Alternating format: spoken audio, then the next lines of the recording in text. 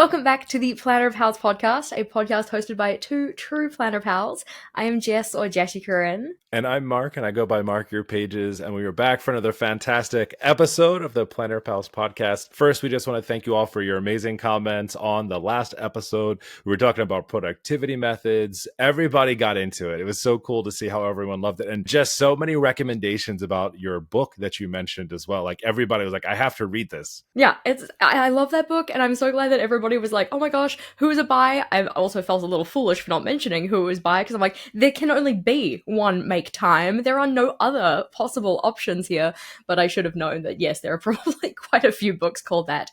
Jake Knapp, John Zaratsky, quality book. If you haven't already gotten it, go get it. I don't have very many physical books, because I don't usually read in physical format, but this is one of the books that I had to get in a physical format. It is one of the, 15 books that I have on my shelf. I have the same exact way. If there's a book that I really, really love and I need like a resource book, I do the same thing. I buy a physical copy because I know that I'm going to want to bookmark it and do other things with it. So it was an awesome one. I actually had it in my e-reader books to read without even remembering that I had it because you had recommended it to me as well. So definitely looking forward to actually checking that one out myself now that so many other people were like, we must have it.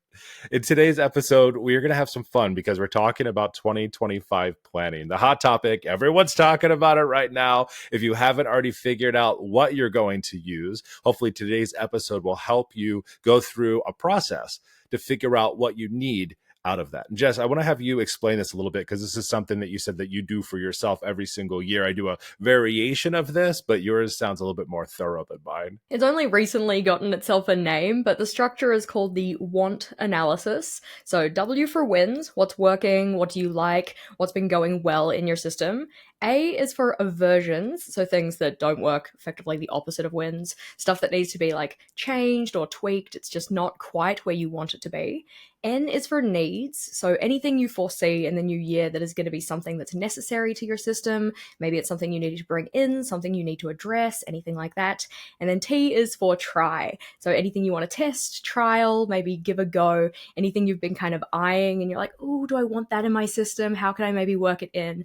That space is for that. When I do this analysis, I typically just take a piece of paper, draw it up into like a 4-grid kind of a thing, WANT, and then go and write all my notes down to kind of just organize my thoughts better, because otherwise I have a tendency to let myself get kind of, I don't know, a little bit like into the thick of it, the weeds, whatever, and go a little bit rampant and crazy with like, oh, we could add this and we could add that, and then we can do this thing, and maybe I need a digital planner, and I'm going to go and buy this pre-printed planner, even though I have like no need for a pre-printed planner.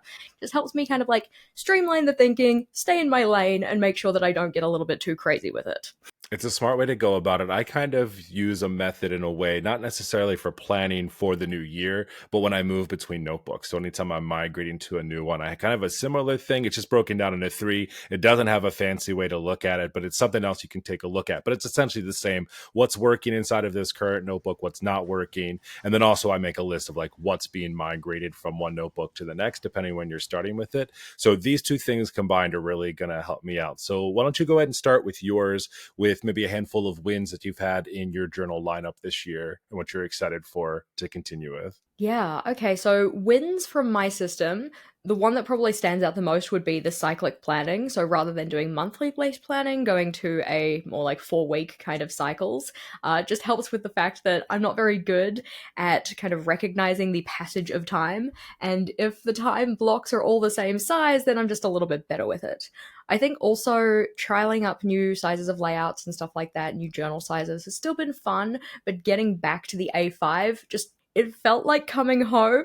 So I'm probably going to continue with A5 for next year. And I think another win would probably be getting into themes that are like still decorative, still pretty, because if my journal doesn't look nice, I'm not going to use it, but they just don't take as much time, effort, and energy to set up. So leaning into things like washi tapes, PET tapes, stickers. It was weird to start using stickers this year because I've been weirdly like against stickers, not in a way of like, stickers are gross, nobody should use them or anything, but it's just I couldn't find a way to use them that felt right for my system, and I think that I've kind of started to dabble in that and getting a little bit more comfortable with them this year.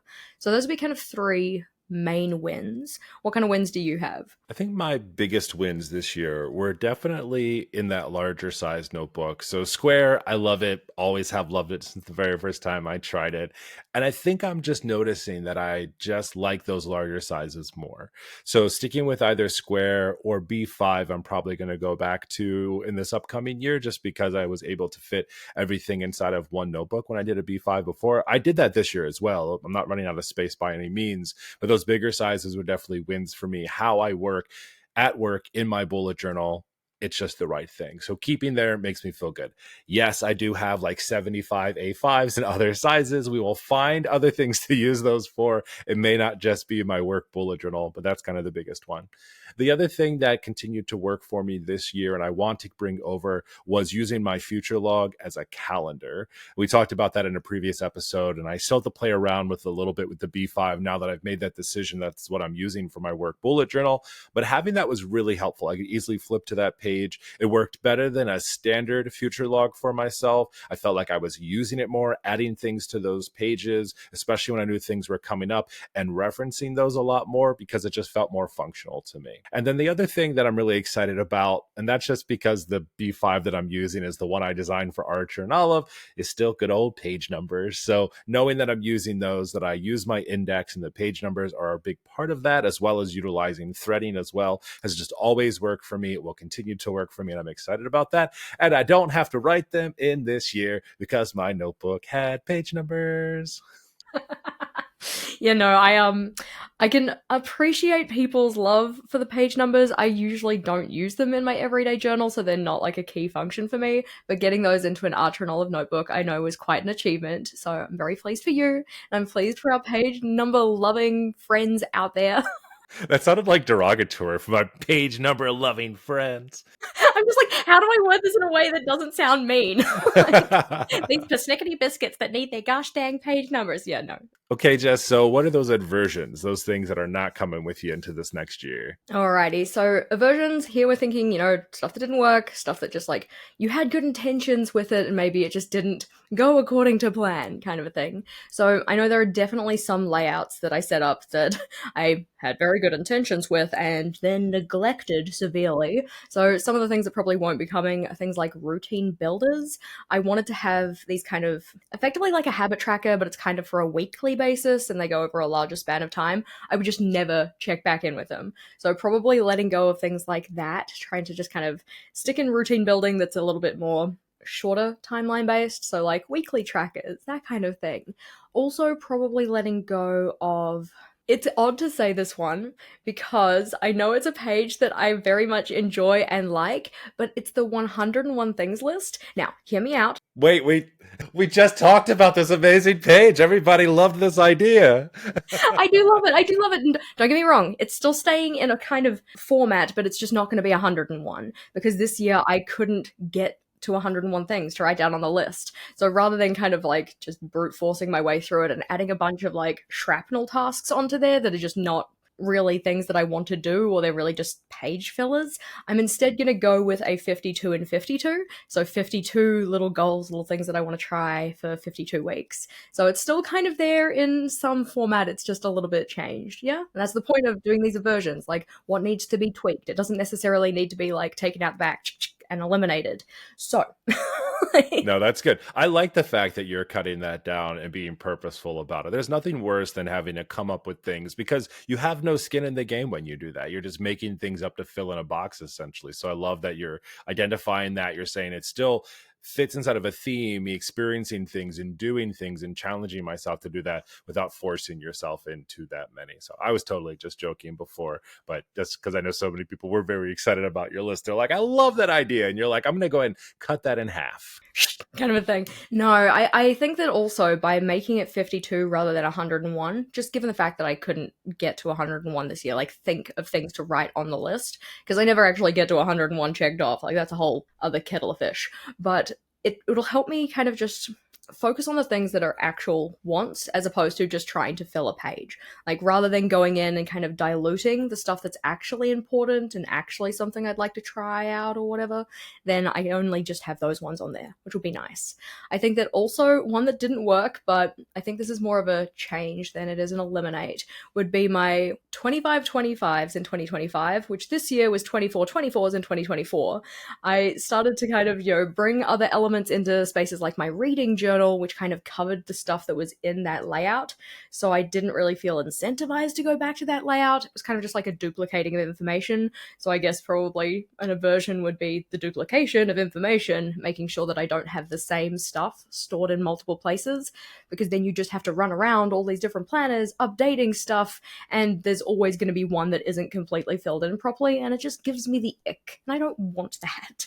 What kind of aversions do you have in your system at the moment? I was really trying to think hard about this one because in my work bullet journal, it's pretty tight. I know exactly what I want each week. I know how I use it, what I'm going to do. I think for me, the thing that's not going to stick around, and it was here for a very short time, was my desk bullet journal. I talked about this for a long time doing it. I created it. I still am going to use parts of it though. And this is what's going to change really. The aversions part of this is that I wasn't keeping a daily or a weekly log inside of here. That's the reality. I have some great collection pages for things that I'm doing with Fairswell Press and like making sure the content gets created. I used it a lot this year with Arch and Olive when I was on the ambassador team. I use it for metrics and things like that. So that'll all get used. I just am not going to hold myself accountable for like using it as a desk bullet journal because I've switched into using the analog system from Ugmonk, and I'm going to keep that because it works out so well. So that's kind of the biggest change for me on things that just kind of haven't worked out. One thing that I did do this year, and I just do this just generally as someone who likes to review notebooks and different types of planners and things like that, I just know what's not working out for me. I'm currently working on a video for the appointed task planner. It was a different version that I've used before. And I love the layout. It kind of does everything that I needed to do, but then the paper just isn't there. And that is just a really big deal for me, especially liking to use fountain pens and liking to use stamps. It's just not the right notebook for me for how I like to use a journal or a notebook or a planner. And I know that. And I always feel bad when I say that. I'm like doing the review right now, and I just have to keep repeating myself that this is actually a fantastic planner. If it didn't bother me so much that I can't use fountain pens inside of it, it might be the thing to replace a bullet journal for me. It's just that good. But really just trying to understand what's not going to work for me. So really knowing that the page type, the page quality is really important. I got to stay away from anything that's too thin, except when it comes to something that we'll talk about in a little bit, which is like the need/try is the ink swatches and stuff like that, because some of the best paper out there is the thinnest paper for that kind of stuff. So I have to just remind myself, well, Mark, you're not writing in it, so it doesn't matter. Other than that, I don't really have anything that wasn't really working well for me this year. It's just continuing to do the things that I really like. But I would just say that's probably the biggest change or thing that really didn't work this year for me was trying the desk bullet journal because I just didn't use it. Yeah, I liked your point about thinking about the materials that stuff is made of as well, because that's also things that we can consider when we're thinking about this kind of analysis. Like, wins for me was definitely 160 GSM paper with bright white pages, with a dot grid and all of that kind of stuff. I just typically don't write it down because that's kind of the usual that I use. But if you are doing this analysis for yourself, and if you're doing it the first time, then having kind of a wider breadth of considerations in terms of the materials you're using and stuff is also a good thing to consider. So it's like, are there any particular notebooks that you know you want to stay away from or you do want to use? Are there any kind of like pen combinations that you've fallen in love with and you want to continue using those for the new year? These are also things that can go into this analysis so that you can, make your journaling a joyful experience. Your planning is going to bring you joy. It's going to make you happy, because we don't do things that we don't enjoy most of the time, or we have a tendency to kind of avoid them and push them off, and we don't want to do that with our planning system. No, I've put off making a doctor's appointment for the past 2 months because I just didn't want to do it. And then I literally called 10 minutes ago. They're like, we'll see you tomorrow. I'm like, well, that was easy. Why did I put that off for so long? It's very much the same thing with your planners and anything that you do. You just put it off. You don't want to use it. You don't want to make it happen. And I really like what you're saying here about thinking about those needs. That'll be the next section that we go into, because the needs section isn't just about what collection pages do you need or want to have inside of there.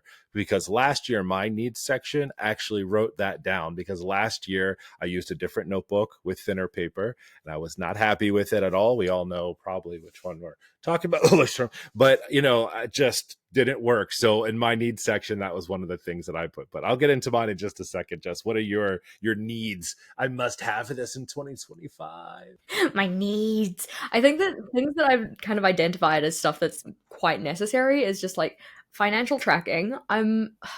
I've never been very good. Okay, this isn't even a fair statement. I'm going to say I've never been very good at financial tracking. That's a lie. I straight up lied to you. I apologize. I'm very good at financial tracking. I just don't do anything with the information. And in terms of doing that financial tracking, it's typically done in Excel. It counts it for me. I don't have to do the math.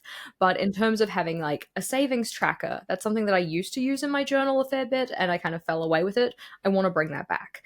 So having some kind of like better systems bullet journal wise around tracking like income, financial goal setting will probably be a big one as well because I don't really have any major finance goals, which that's again a whole nother kettle of fish, but it is something that will need to be in my journal.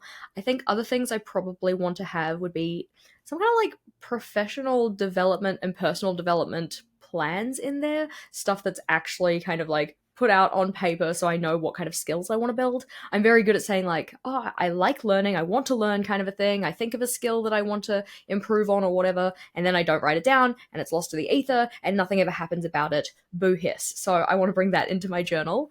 Probably also thinking about stuff that maybe I want to let's say let go of. It's not necessarily like fully letting go of things like, oh yeah, I'm just gonna kind of quit my job and become a slob that lives in the backyard and hisses at people who walk by or something like that.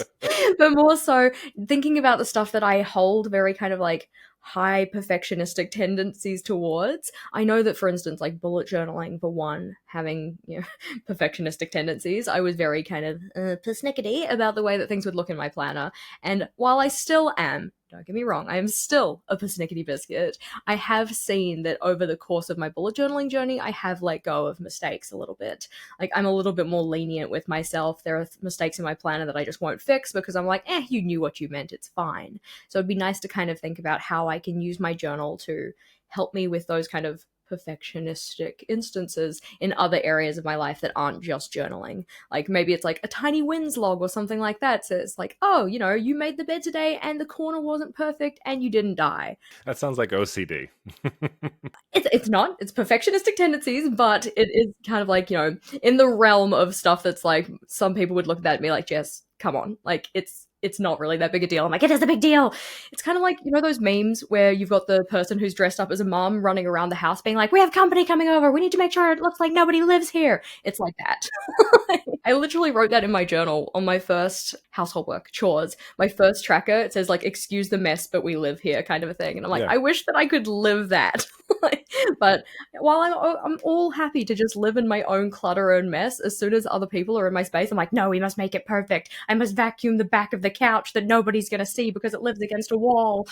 Yeah. Because that's the first place people look, actually. If I go to your house, I'll definitely make sure I'm looking behind the couch. Well, I think that's awesome that you're including that too inside of your journal. I don't know about you, but for me, I never really thought about kind of that mental wellness part of bullet journaling when I started bullet journaling, because I've always very much focused on it being about productivity and just getting that done. But over the years, that mindfulness is really helpful. I'm kind of hit or miss on some things like that too for myself, especially around like intentions and kind of reflections and things like that. I used to be a lot better about it a few years ago, and I do want to come back to that. It's part of my needs, actually. But just something that's just sits me in that moment for a second and makes me think and kind of sit with things. How are things looking? What's going on? And not just strictly using my journal as just a fancy to-do list, essentially. Yeah, I think that the reflection element of bullet journaling is often overlooked, but also very important. And it's like, I'm not out here, Bujo police. You have to like reflect in your journal, even though it's technically part of the original method, but it's fine.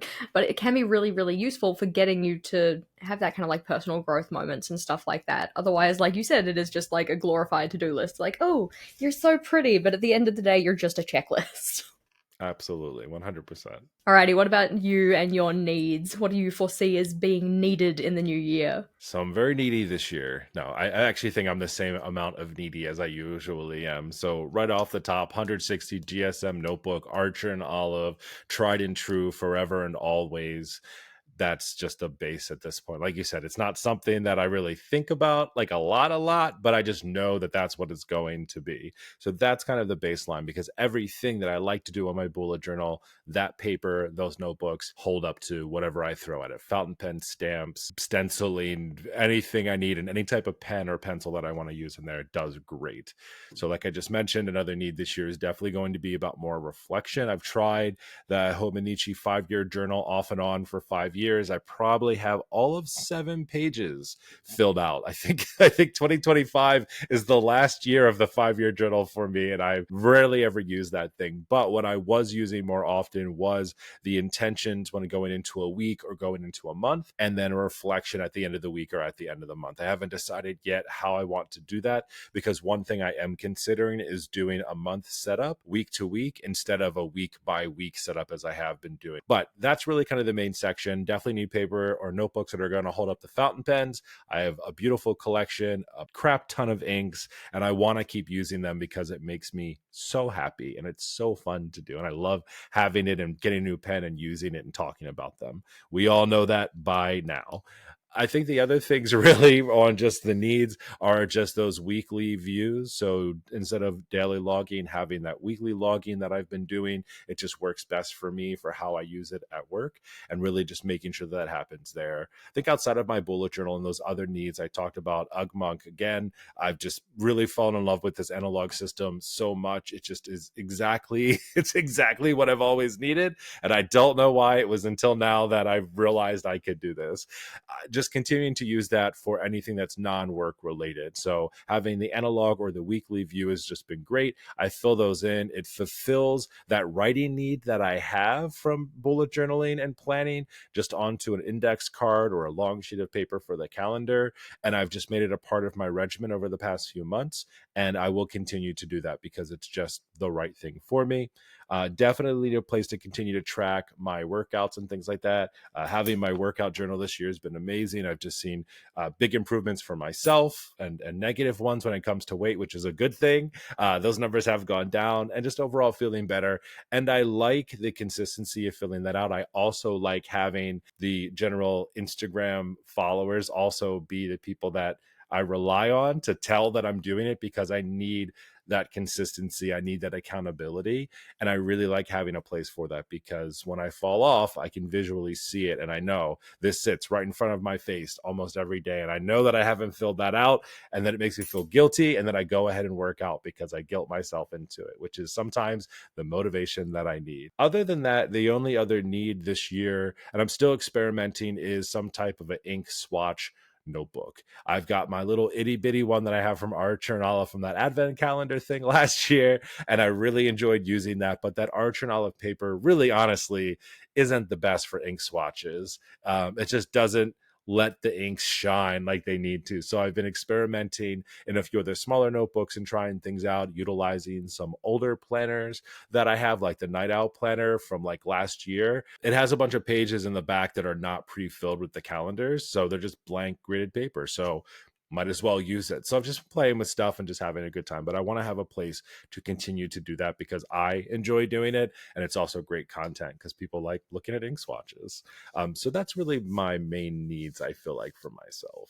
I completely understand with the people's love of ink swatches. I love to see them. I am not starting an ink collecting side hustle thing or whatever. What are they called? Hobbies. I don't even know what a hobby is anymore. It's just, if you can't make money, I'm not going to do it. No, that's ridiculous. But anyway, I am not going to be starting collecting inks because I do not have the space for them. I do not need them, but gosh dang it, they're so gorgeous. And you get the ones with the little shiny bits, and then some of them are kind of iridescent. And see, you're tempting me. You're tempting me, Mark. If you are watching on YouTube, I'm showing off my ink collection. That's over here because I love my ink collection. It's so awesome. You do have a very impressive stash. I do not need another thing to stash. I'm already doing washi and PET and pens and notebooks, and that's okay. I can stop there. right? I mean, I've got it all going on too. So, I mean, collect all day. You're talking to the right person. Yeah, it's that idea of like using and collecting are two separate hobbies kind of thing. Very much that. When I'm trying to use stuff more, it's not really that's definitely a part of my try is just trying to use more of the stuff that I have. I have it all out. I just have to remember, like, stop always grabbing for that same pen. Like, grab from the other side sometime. All right, Jess. Well, let's go ahead into that now. Let's talk about the tries because that's a very exciting thing to think about. What are you trying next year inside of your planners? Yeah, I think that the biggest thing that I am trying that kind of like sticks out the most is the idea of using gamification. So there are certain areas of my life that get neglected, effectively anything that doesn't work, which I would like to focus a little bit more on. So I was thinking about like how I can use game kind of concepts, gamification, game theory or whatever to try and bring more of those into my life in a way that feels very rewarding and not like I'm shirking my responsibilities of doing work. My default mode is work. I do spend most of my time doing work, whether that be during typical work hours or otherwise. So it'd be nice to have a kind of system that supports me having more balance in my life. I mean, I'm a Libra, so I like balance, right? Not really into astrology. I just like to use it as an excuse. But it would be nice to have some more of that. Like we kind of mentioned, one of the things I'm going to be trying is that 52 and 52 rather than 101. I want to try a layout that helps me batch cook meals because I really like the idea of batch cooking, but I don't do it. I also find that, if you eat the same thing too many times, you get bored. I'm very prone to boredom type of a thing. So I like to change things up quite often.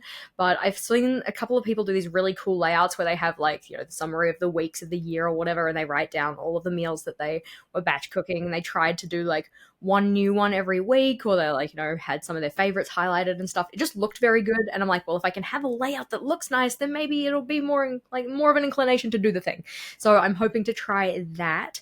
I also wanted to try having some kind of like email newsletter writing log or something. It doesn't necessarily need to be a tracker because I'm not very good at turning back to front of journal trackers. But if it was a log of the ideas that I had and which ones I'd used or something, that would be really cool because my email newsletter is something I've been intentionally building over the past couple of months now, which has been a kind of exciting project because I don't really like writing, but it is certainly getting me better at writing, which has been nice. It's one of my favorite things that you've done this year personally because you've talked so much about hating writing blog posts and hating writing captions and hating doing it. And I just love that you've just really pushed yourself in there. Honestly, it inspires me because I have an email newsletter too that I used to send out, and I work so much on like making it very visual. I like the fact that yours is not at all. It's literally just read this email, and I'm just like, oh gosh, like I can't even think about writing that much stuff because it's usually like video or pictures or quick things that like take you somewhere else. So I love that you've done that for yourself.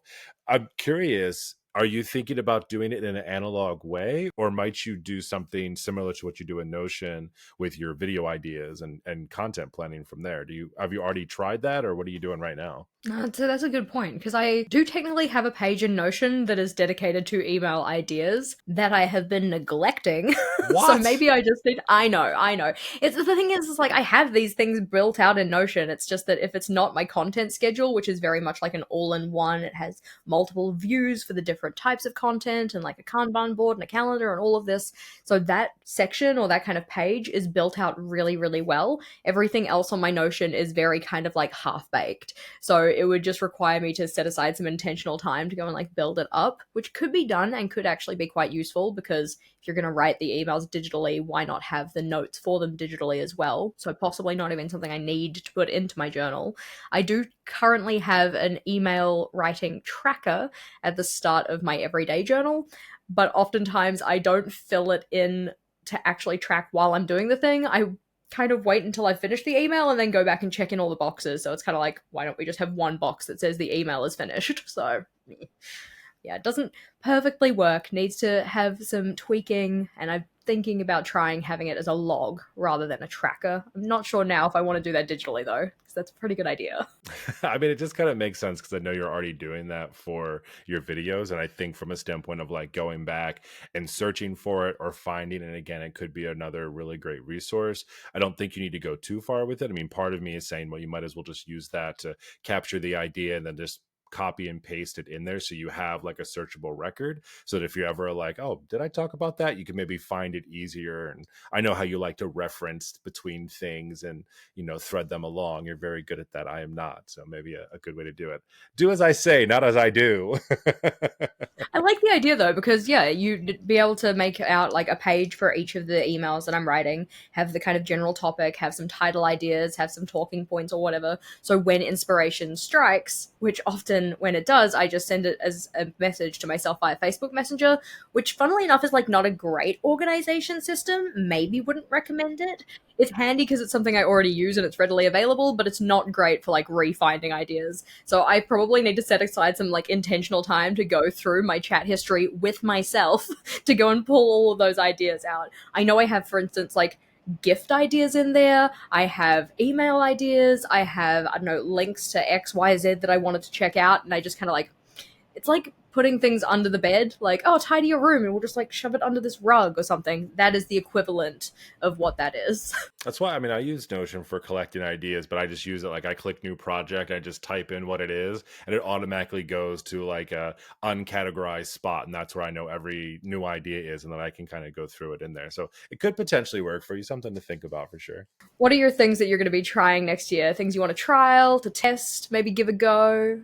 So I've talked about a handful of things that I want to try. I think a real big thing for me though is using the stationery that I already have versus continuing to collect. Nothing wrong with collecting it, but I have a whole lot of Archer and Olive acrylographs, like a whole lot, like an entire bin organized full of them behind me here. I want to start using those a lot more. I've been pulling them out every now and again. Let's just use what I have. I have a bunch of pens here. I already have a crap ton of stamps, more than I'll ever be able to use. I've been thinking about honestly just cycling through them and just being like, okay, randomly pick one out and be like, yep, you used it. But just trying to use what I already have and get it out there. From a trial perspective, again, I really am trying to find the best way for me to do ink swatches and kind of catalog to a certain extent the pen and the ink that I'm using. Our friend Julia here does that really well, beautifully done. I want to get to her spot essentially where she's like, here's my pen and here's all the ink colors that match my pen and they're currently inked and all of those type of things. I'm so jealous. She does such a good job. I just can't bring myself to do it. And also my YouTube subscribers, they don't really love the pen stuff. I'll be honest with you. I think there's a handful that like it and that's great, but like the larger mass is like, Mark, we are not here for pen and fountain pen ink stuff. But I've just even doing it for myself, not something that I have to show anybody else. Just finding a really good way that I like to do it that I can use. And I have such cool stamps that are basically for those type of pages. So I want to start using those and trying to do that a lot more. Trialing, I feel like for me, honestly, it's going to still be doing the same thing I do each year. If I come across a new notebook or a new company or a new brand, giving those a go and trying those things out, trying to incorporate more regular pens into my stuff as well. I've been using so many fountain pens and I know not everyone totally relates with that. So I think also just exploring other pens or refinding pens that I used to love. I have some of those like Signo DXs from Uniball that were like my go-to pen. I was thinking the other day, just, almost same thing, like blindly grabbing something and like testing and forcing myself to try to use something that I wouldn't usually. I have a ton of washi tapes and I've been thinking more about using those in a more professional manner, if that makes any sense, like finding functional ways to use washi tape more than just decorative.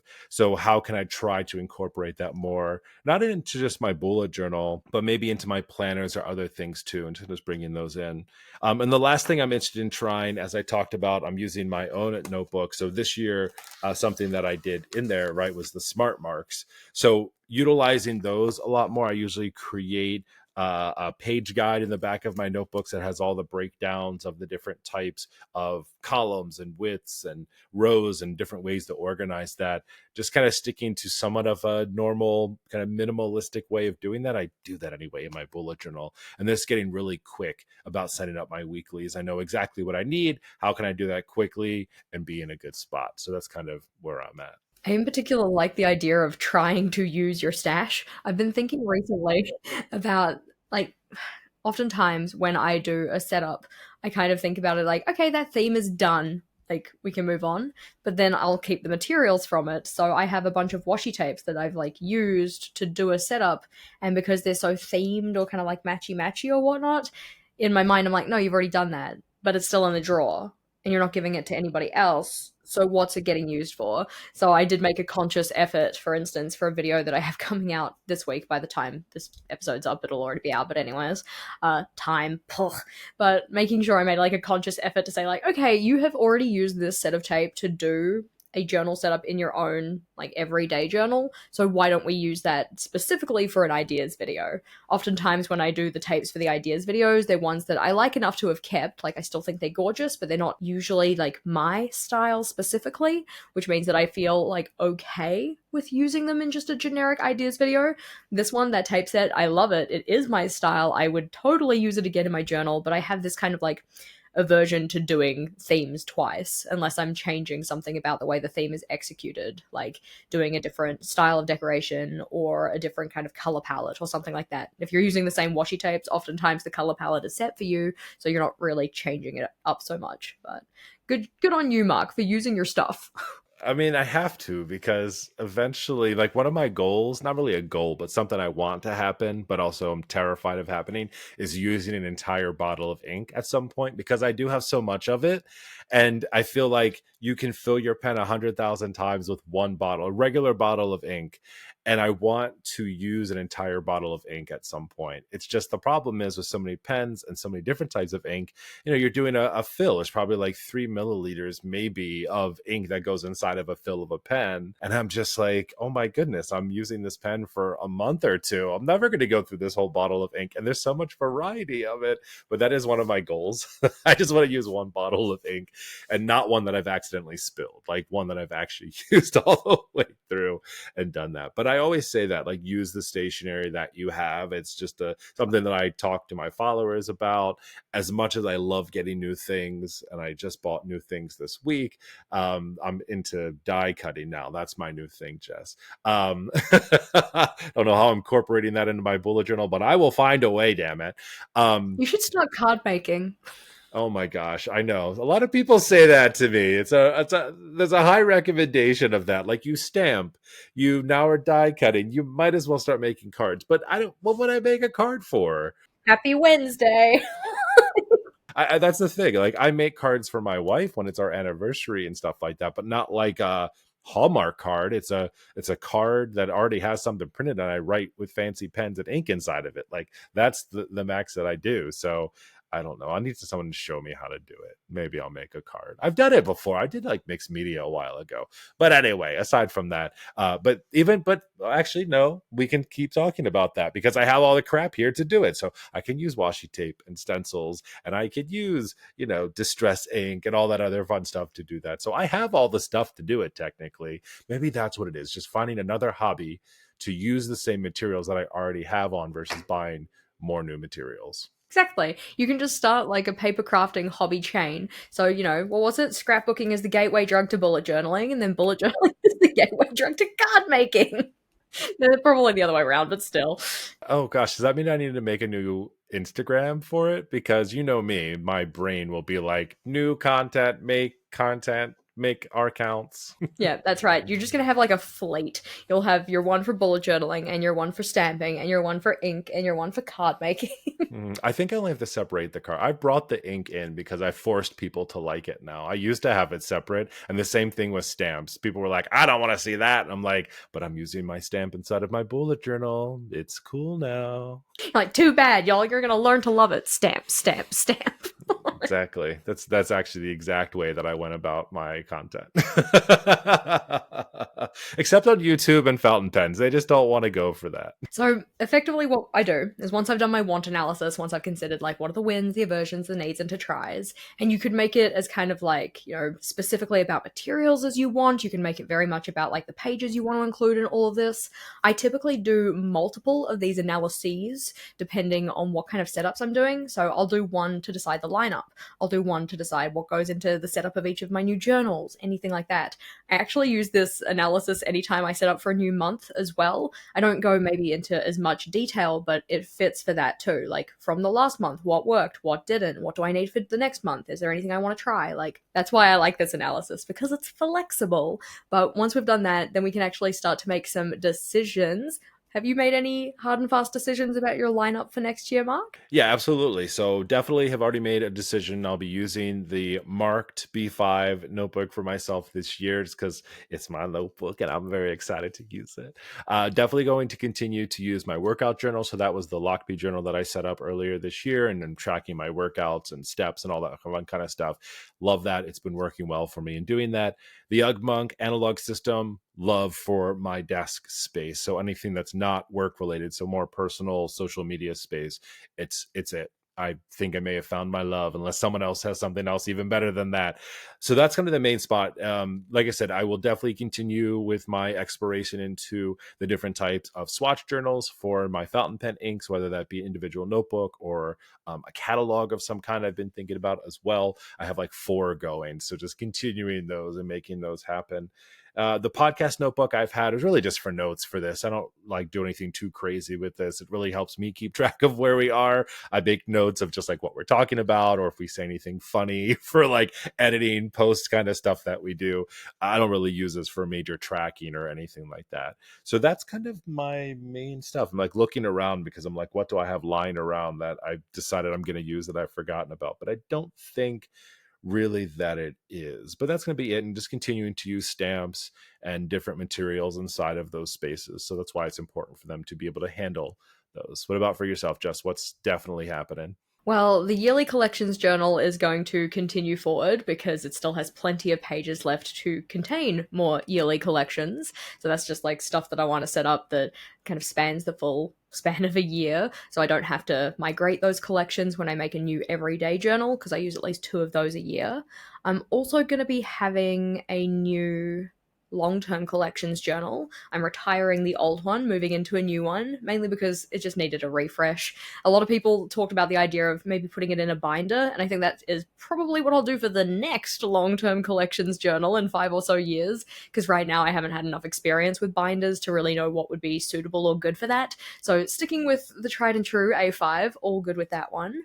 I'm also going to be having a new reading journal because the one that I'm currently using is going to like retire. I was going to say expire. It's not going to expire. It's going to retire at the end of the year. That one will be kind of full enough that I feel good moving into a new one. So the one that I'm going to use for my reading journal for next year is the A5 spell book from 2020 something.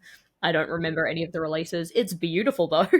I think it was from 2022. That was from last year. So that one will be an exciting change up, especially with the deckled edges, because I haven't used deckled edges before, and it's also only on one edge of the page. I literally got my craft knife out and like shaved down the deckling because it was like too deckled.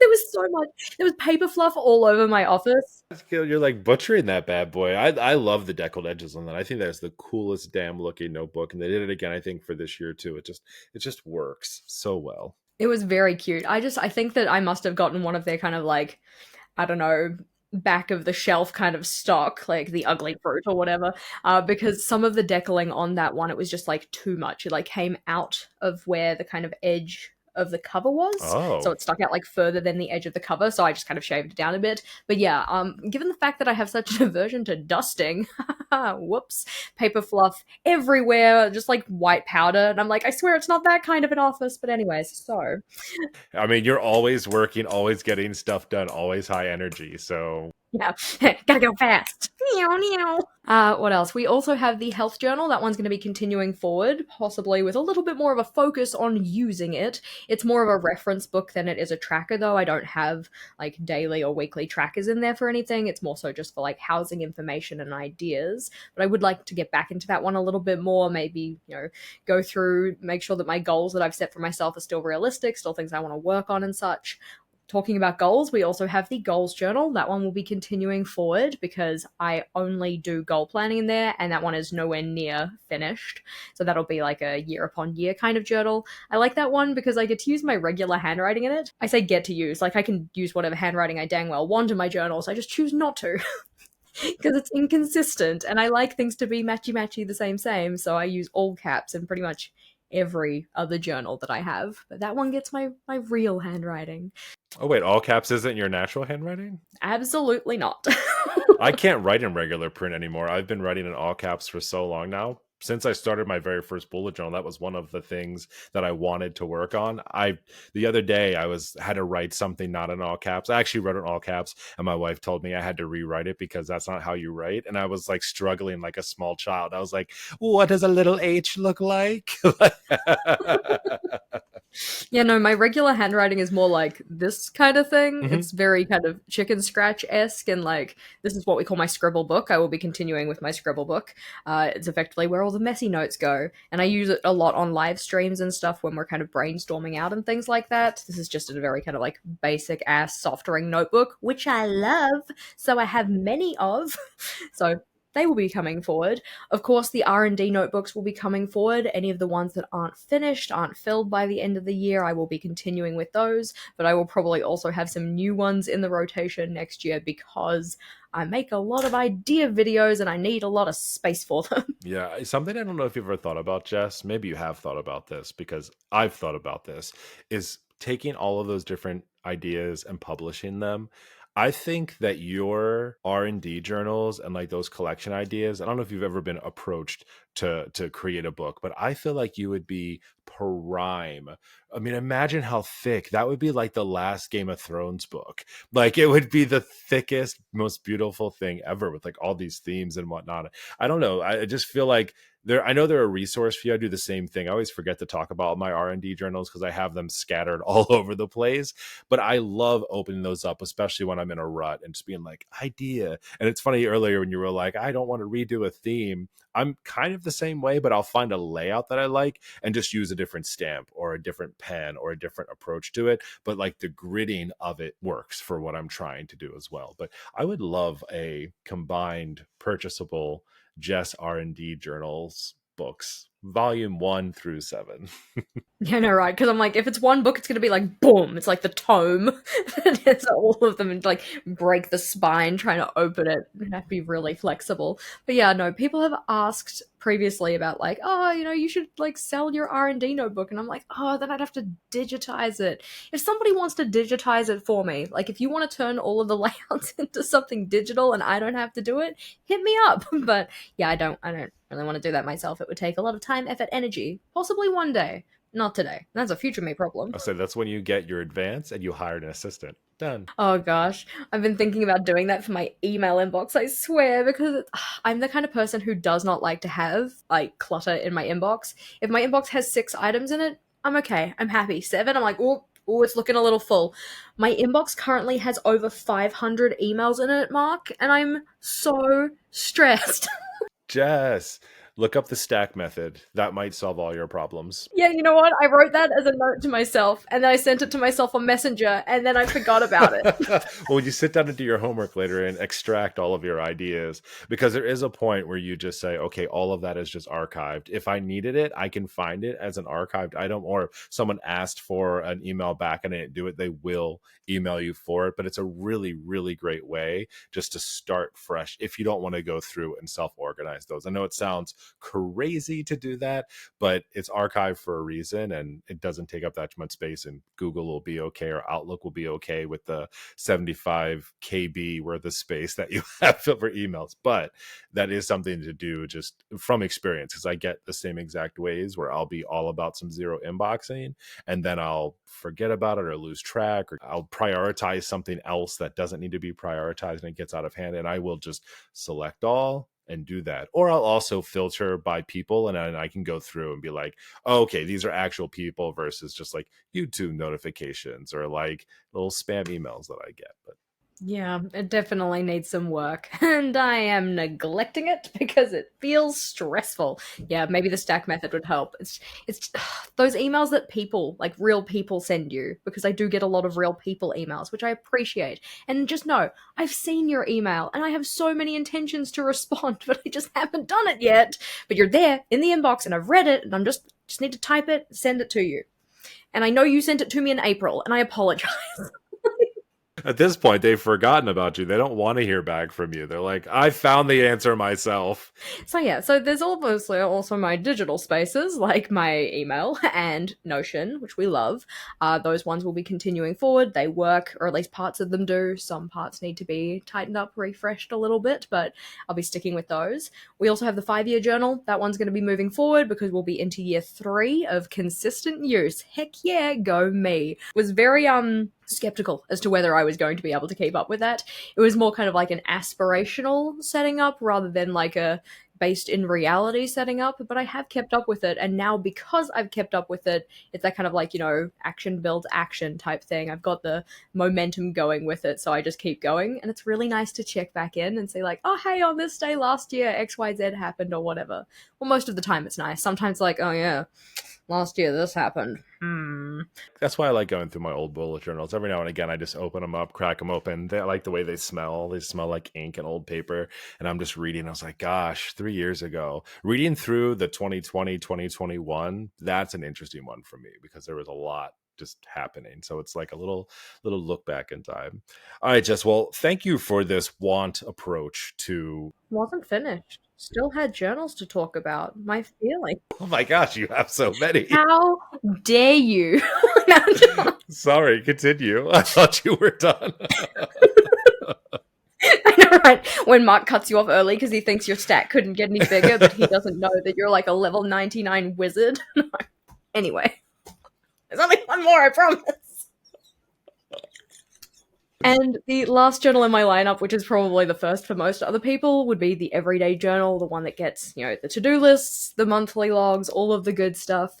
I think at this stage, my plan is to go with the composition notebook style that they had in that like winter nostalgia collection. Oh yeah. I just think it's a lot of fun, and I thought that it worked really well with this kind of like gamification style that I'm going to be trying for my life admin tasks and such. So I'm excited to possibly use that one. Yeah. I make no promises as to whether like you get to the setup video and like Jessica lied. She said she was going to use that other notebook, and now we've got this weird one. Oh yeah, I totally forgot. I'm going to make a swatch book as well because we've been talking about swatch books. And I'm like, yeah, I need that too. Yeah. There we go. If That's enough in the tomes lineup, right? That's a stack. No, it absolutely is. And if you were on YouTube, you saw me make a face at that. It's not making a face at the design of that journal. I was making a face, and I think their winter rewind last year was a bunch of BS because it is holiday-ish time. That's what we're looking for. And we got a retro throwback. Again, love the designs.